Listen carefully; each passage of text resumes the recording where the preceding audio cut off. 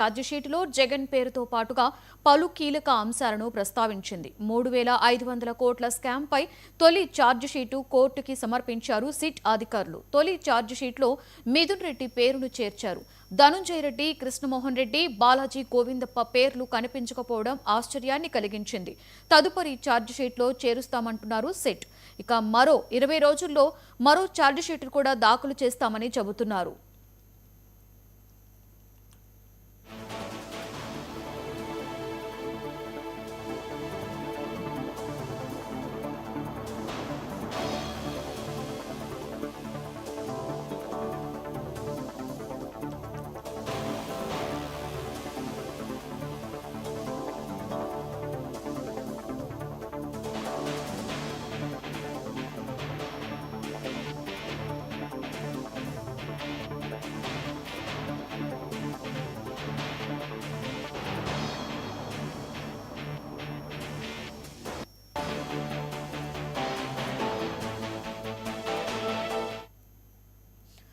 ఈ కుంభకోణంలో అంతిమ లబ్ధిదారు ఎవరో తేల్చే దిశగా సిట్ దర్యాప్తు చేస్తుంది. మాజీ ఎంపీ విజయసాయిరెడ్డి, ఐటీ సలహాదారు కసిరెడ్డి రాజశేఖర్ రెడ్డి A1గా, అప్పటి ఎక్సైజ్ అధికారులు, డిస్టిలరీ యజమానులతో కలిసి మిథున్ రెడ్డి A4గా ఈ కుంభకోణాన్ని ఎలా నడిపించారు అనేది కోర్టుకు వివరించింది సిట్. అయితే ఛార్జిషీట్లో పలుచోట్ల జగన్ పేరు ఉండడంపై సర్వత్రా చర్చనీయాంశంగా మారింది.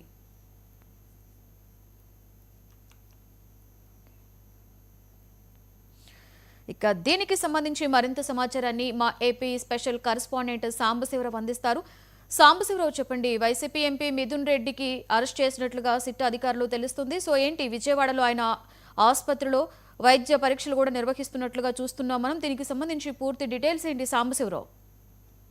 లక్ష్మి, మనం చూసుకున్నట్లయితే మద్యం కుంభకోణంలో కేసులో నిన్న మిథున్ రెడ్డిని అరెస్ట్ చేసినటువంటి సిట్ అధికారులు రాత్రి ఏ సిట్ కార్యాలయంలోనే మిథున్ రెడ్డిని అయితే ఉంచినటువంటి పరిస్థితి. ముఖ్యంగా బాగా రాత్రి సమయం కావడంతో సిట్ కార్యాలయంలోనే ఆయన్ని న్యాయాధికారి ఎదుట హాజరుపరచాలి కాబట్టి రాత్రి అంతా కూడా అక్కడ పెట్టి ఉదయం ఏదైతే 12 గంటల ప్రాంతంలో 11 గంటల ప్రాంతంలో ఆయన తీసుకురావడం, ఆ 11 గంటలకి ఆ గవర్నమెంట్ ప్రభుత్వ ఆసుపత్రిలో ఆయనకు వైద్య పరీక్షలు నిర్వహించడం జరిగింది.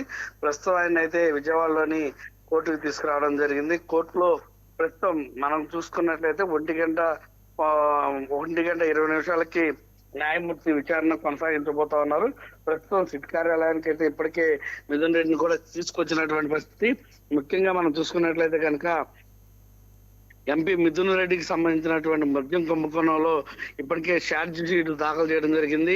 ఏదైతే ఛార్జ్ షీట్ లో 300 పేజీలతో కూడినటువంటి 3,500 కోట్ల స్కామ్ కి సంబంధించినటువంటి పూర్తి వివరాలు కూడా దీనిలో మెన్షన్ చేయడం జరిగింది.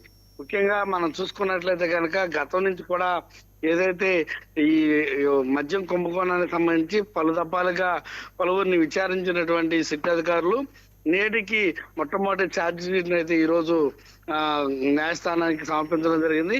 దాంట్లో ముఖ్యంగా మనం చూసుకున్నట్లయితే కనుక ఇప్పటి కూడా మొదటి నుంచి విచారణ చేపట్టినటువంటి ధనుంజయ రెడ్డి కావచ్చు, కృష్ణమోహన్ రెడ్డి కావచ్చు, బాలాజీ గోవిందప్ప పేర్లు తదుపరి ఛార్జ్ షీట్ లో పెడతా ఉంటే కూడా ఈ ఛార్జ్ షీట్ లో కనిపించకపోవడం కొసమెరుపుగా మనం చెప్పాలి.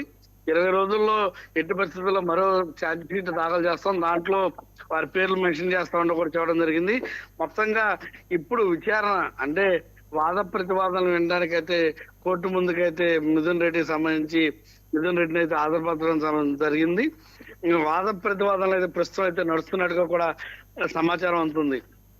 వాద ప్రతివాదనలు వినే సమయంలో ఇటు మీడియా మొత్తాన్ని కూడా కోర్టు లోపలికి అనుమతించకపోవడంతో పూర్తి సమాచారం అయితే మరి కొద్దిసేపట్లో మనకి వచ్చేటటువంటి అవకాశం ఉంది.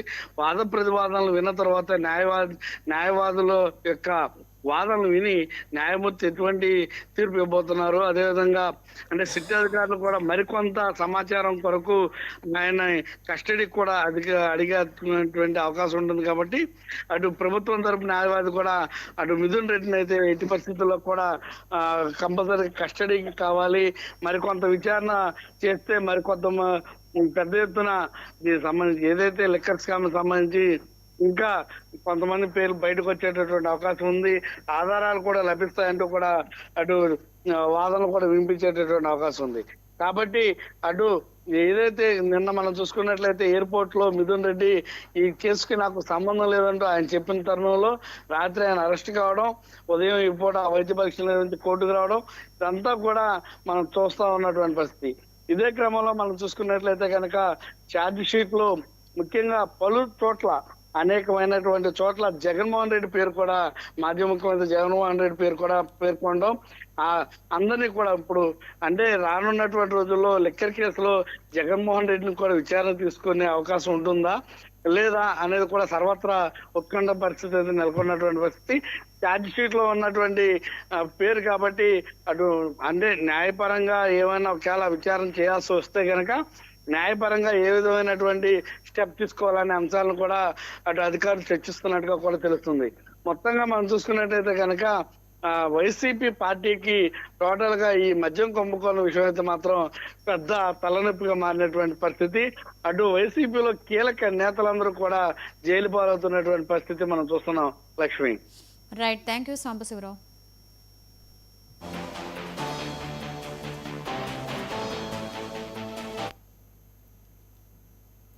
వైసీపీ సీనియర్ నేత ముద్రగడ పద్మనాభం కోలుకుంటున్నారు. ఆయన